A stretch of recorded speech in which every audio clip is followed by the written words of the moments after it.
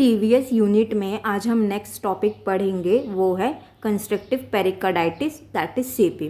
तो नाम से ही इसका मीनिंग समझ लेते हैं। कंस्ट्रक्टिव पेरिकार्डाइटिस, पेरिकार्डाइटिस वर्ड दो वर्ड से मिलकर बना है। First pericardium and last itis.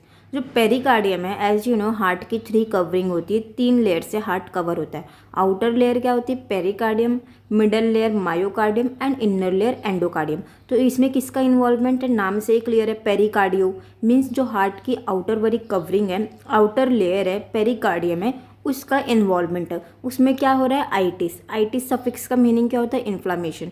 मतलब हार्ट की पेरिकार्डियम में इन्फ्लामेशन हो रहा है। एज अ रिजल्ट वहाँ क्या हो रहा है? कंस्ट्रिक्टिव। कंस्ट्रिक्टिव वर्ड मतलब क्या होता है? नैरोइंग होना, किसी चीज़ का कंस्ट्रिक्ट हो जाना, सिकुड़ जाना, तो उसको क्या कहते हैं हम? कंस्ट्रिक्टिव। तो मतलब पेरिकार्डियम में इन्फ्लामेशन की वजह से as a result pericardium constrict हो गई है, थिक हो गई है, सिकुड़ गई है, नैरो हो गई है। ओके, इसका मीनिंग ये है। तो अब इसका मीनिंग समझ लेते हैं। जो पेरिकार्डियम है वो क्या हो गई? थिक हो गई है, फाइब्रोज्ड हो गई है, फाइब्रोटिक पेरिकार्डियम हो गई है। मेनली देखो, पेरिकार्डियम की भी फर्दर 2 लेयर होती है। पेरिकार्डियम की 2 लेयर में आउटर आती है फाइब्रस पेरिकार्डियम एंड इनर आती सीरस पेरिकार्डियम। और सीरस पेरिकार्डियम की भी फर्दर 2 लेयर होती है, parietal pericardium and inner visceral pericardium. तो इसमें जो पेरिकार्डियम है उसकी जो इनर वाली लेयर है दैट इज सीरस पेरिकार्डियम, उसकी जो अंदर की 2 लेयर है, parietal serous pericardium and inner visceral serous pericardium, उसका इन्वॉल्वमेंट है। तो वो जो 2 है, विसरल एंड पैराइटल पेरिकार्डियम, वो क्या हो गई है? ठीक हो गई है, मोटी हो गई है, फाइब्रोज्ड हो गई है, जिसमें ग्रैनुलेशन टिश्यू का फॉर्मेशन हो रहा है। कहाँ? पेरिकार्डियम में। पेरिकार्डियम में ग्रैनुलेशन टिश्यू बन रही है। उसके जैसे क्या होएगा? एज अ रिजल्ट जो पेरिकार्डियम में इलास्टिसिटी होती है, जो वो मतलब एक्सपांड होता है, उसकी इलास्टिसिटी लॉस हो जाएगी। और जब ऑब्वियसली इलास्टिसिटी लॉस हो जाएगी तो वो जो अंदर के चैम्बर्स होंगे वो सही से रिलैक्स नहीं हो पाएंगे, क्योंकि उसमें इलास्टिसिटी रहेगी नहीं। तो अंदर जो वेंट्रिकल्स है, जो चैम्बर्स है, वो रिलैक्स नहीं हो पाएंगे, एक्सपांड नहीं हो पाएंगे। मतलब उसमें डायस्टोल का फंक्शन इम्पेयर हो जाएगा। डायस्टोल मतलब रिलैक्स। तो जब अंदर के चैम्बर्स है वो रिलैक्स नहीं हो पाएंगे तो ऑब्वियसली जो ऊपर एट्रियम है उससे वेंट्रिकल में ब्लड फिल नहीं होएगा। तो वेंट्रिकुलर फिलिंग में क्या हो जाएगी? रेस्ट्रिक्शन होगी, क्योंकि ब्लड की फिलिंग नहीं होगी। क्यों ब्लड की फिलिंग नहीं होगी? क्योंकि पेरिकार्डियम की लेयर थिक हो गई है, फाइब्रोज्ड हो गई है, उसमें ग्रैनुलेशन टिश्यू बन गए हैं, उसमें ग्रैनुलेशन टिश्यू का फॉर्मेशन हो गया, जिसकी वजह से वो सही से एक्सपांड नहीं हो पा रही है, उसमें इलास्टिसिटी लॉस हो गई है, उसमें डायस्टोल में इम्पेयरमेंट हो गई है, रिलैक्स नहीं हो पा रहा है, उस वजह से ब्लड सही से वेंट्रिकल में फिल नहीं होगा। तो इसे इमेज के थ्रू देख लेते हैं। ये हार्ट है, ये हार्ट की पेरिकार्डियम वाली लेयर है। ये जो आपको इमेज में ही दिख रहा होगा कि पेरिकार्डियम में क्या है? रेड रेड इन्फ्लामेशन की प्रोसेस हो गई है, पेरिकार्डाइटिस हो गई है। आइटिस मतलब इन्फ्लामेशन। पेरिकार्डियम में जो हार्ट की पेरिकार्डियम वाली लेयर है उसमें इन्फ्लामेशन हो गया है पेरिकार्डियम में। एज अ रिजल्ट वो लेयर, वो पेरिकार्डियम कंस्ट्रिक्ट हो गई है, नैरो हो गई है, थिक हो गई है। उसे हम क्या कह रहे हैं? कंस्ट्रिक्टिव पेरिकार्डाइटिस। और उसमें एज अ रिजल्ट क्या क्या होता है? इन जनरल याद रखना है कि जो पेरिकार्डियम है वो थिक हो गई है, मोटी हो गई है, फाइब्रोज्ड हो गई है। मेनली कौन सी? पैराइटल पेरिकार्डियम और विसरल पेरिकार्डियम। और उसमें उस पेरिकार्डियम में क्या होगा? ग्रैनुलेशन टिश्यू का फॉर्मेशन हो गया। अब इतनी सारी चीज़ें जब पेरिकार्डियम की लेयर में हो गई तो ऑब्वियसली पेरिकार्डियम की इलास्टिसिटी कम हो जाएगी, लॉस हो जाएगी, सही से इलास्टिक नहीं हो पाएगा वो।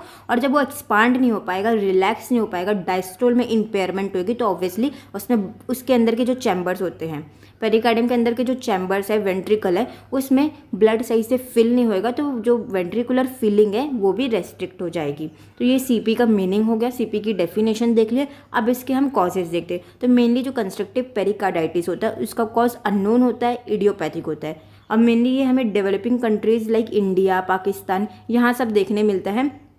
अनट्रीटेड टीबी कॉजेज है CP.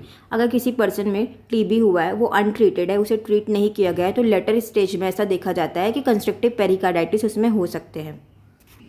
Incomplete drainage of the purulent pericardium. Pericardium की लेयर में अगर पस का फॉर्मेशन हो गया और उसे कम्प्लीटली ड्रेन नहीं किया गया, बाहर नहीं निकाला गया, तो ऑब्वियसली अगर पेरिकार्डियम की लेयर में पस का फॉर्मेशन है और उसे हम बाहर नहीं निकाले तो ऑब्वियसली वहाँ पस रहेगा, तो वहाँ इन्फ्लेमेटरी प्रोसेस होगी और वो वाली लेयर पेरिकार्डियम ऑब्वियसली थिक होएगी, फाइब्रोज्ड होएगी और कंस्ट्रक्टिव पेरिकार्डाइटिस डेवलप होगा। अगर post parasitic, post fungal and viral pericarditis, मतलब पेरिकार्डियम की लेयर में बैक्टीरियल, वायरल या फिर कोई फंगल या फिर कोई पैरासाइट का इन्फेक्शन हुआ है और उसके बाद भी हमें सीपी देखने मिल सकता है।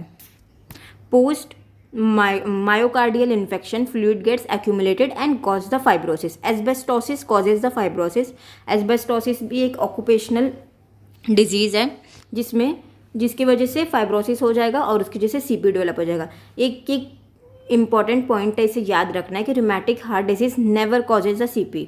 आरएचडी की वजह से कंस्ट्रक्टिव पेरिकार्डाइटिस नहीं होती है।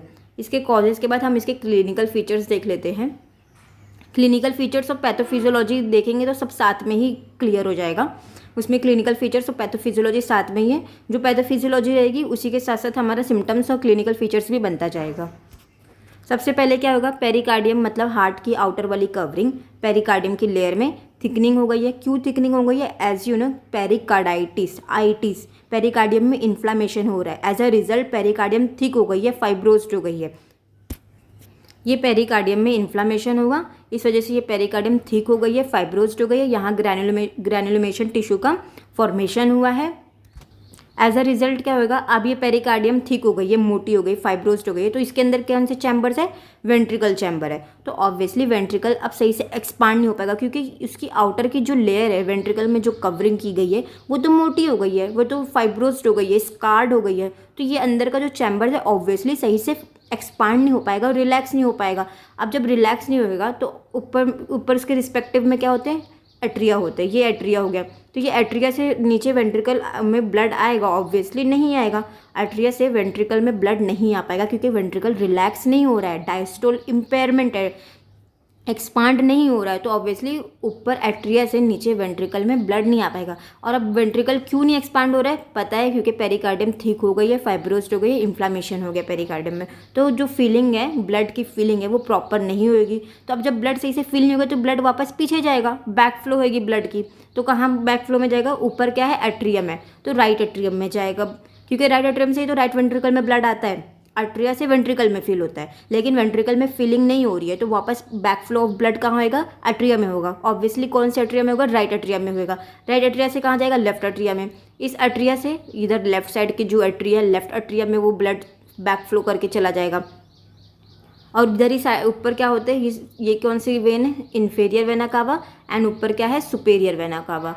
तो सुपेरियर वेना कावा और इन्फीरियर वेना कावा में भी back flow of the blood होएगा। और सुपेरियर वेना कावा फर्दर कहाँ जाती है? नेक में जाती है। तो नेक का जो जुगुलर वेन होता है, नेक में जो जुगुलर वेन होता है उसमें प्रेशर बढ़ जाएगा, जुगुलर वेनस प्रेशर बढ़ जाएगा। क्यों? क्योंकि सब ब्लड का बैक फ्लो हो रहा है तो उसमें प्रेशर बढ़ जाएगा क्योंकि ब्लड वेंट्रिकल से फिल नहीं हो रहा है, फिर वेंट्रिकल से आगे पास नहीं हो रहा है, इसलिए सब ब्लड बैक फ्लो हो रहे हैं। तो superior vena cava, inferior vena cava में बैक फ्लो होकर ब्लड जाएगा। फिर सुपेरियर वेना कावा फर्दर किससे कनेक्ट होता है? जुगुलर वेन से कनेक्ट होता है। नेक में जो जुगुलर वेन होती है तो जुगुलर वेन में भी प्रेशर बढ़ जाएगा क्योंकि ब्लड का बैक फ्लो हुआ है।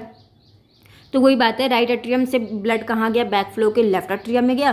फिर जुगुलर वेनस प्रेशर के फीचर्स आएंगे, फिर राइट साइड का पूरा हार्ट में पूरे हार्ट फेलियर के फीचर्स आएंगे और पूरे बॉडी में स्वेलिंग होगी। क्यों बॉडी में स्वेलिंग होगी? क्योंकि ब्लड का बैक फ्लो हो रहा है, ब्लड सर्कुलेशन में नहीं आ रहा है तो ब्लड की स्टासिस होगी, ब्लड बॉडी में अक्यूमुलेट होएगा क्योंकि ब्लड फ्लो ही नहीं हो रहा, ब्लड की सही से सर्कुलेशन ही नहीं हो रही है, ब्लड वहीं रुका हुआ है, अक्यूमुलेट है, स्टासिस हो रही है ब्लड की। तो बॉडी में स्वेलिंग, एडिमेटस की कंडीशन देखने मिलेगी हमें। तो राइट हार्ट साइडेड मतलब राइट साइड का हार्ट के फेलियर के फीचर्स क्या क्या रहेंगे? Ascites, pressure in the superior vena cava when. Superior vena cava में इस वेन में प्रेशर रहेगा, सुपेरियर वेना कावा की वेन में। वो फर्दर जुगुलर वेन से कनेक्टेड है तो जुगुलर वेनस प्रेशर भी उसके जैसे बढ़ जाएगा। पेरिटोनियल कैविटी में ब्लड का अक्यूमुलेशन हो जाएगा क्योंकि ब्लड सर्कुलेशन में नहीं आ रहा है, ब्लड का बैक फ्लो हो रहा है, ब्लड वहीं अक्यूमुलेट है, ब्लड की स्टासिस है तो उस कैविटी में ब्लड का अक्यूमुलेशन होएगा। Leaking when the inferior vena cava pressure increases. कब लीक होएगा? जब इन्फीरियर वेना कावा इस वेन का प्रेशर इंक्रीज होएगा तो नीचे जो पेरिटोनियम है उसमें जो ब्लड जमा है वो लीक होने लगेगा।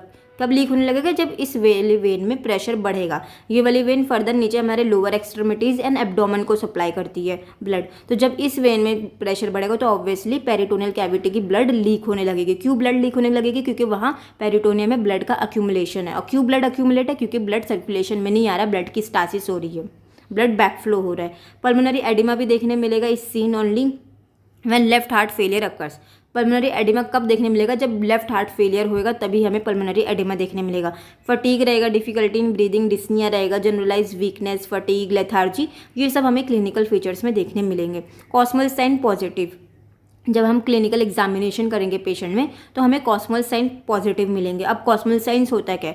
जब पेशेंट इंस्पायर करता है, इनहेल करता है, एयर को अंदर लेता है तो jugular venous pressure normally decrease हो जाता है। जो नेक में जब हम फिंगर से पाल्पेट करके प्रेशर को नेक की वेन में जब हम फिंगर से पाल्पेट करके प्रेशर को चेक करेंगे तो जब पेशेंट गहरी सांस नहीं, नॉर्मली जब एयर को इनहेल करता है, एयर इनटेक करता है, तो जो नेक की जुगुलर वेन की प्रेशर होती है वो नॉर्मली डिक्रीज हो जाती है। लेकिन कॉस्मल साइंस में क्या होता है, वो सेम प्रेशर रहेगा तो फिर नेक की प्रेशर इंक्रीज रहेगी। तो हम क्या कहते हैं, कॉस्मल साइन पॉजिटिव है या फिर कॉस्मल साइन हमें मिली।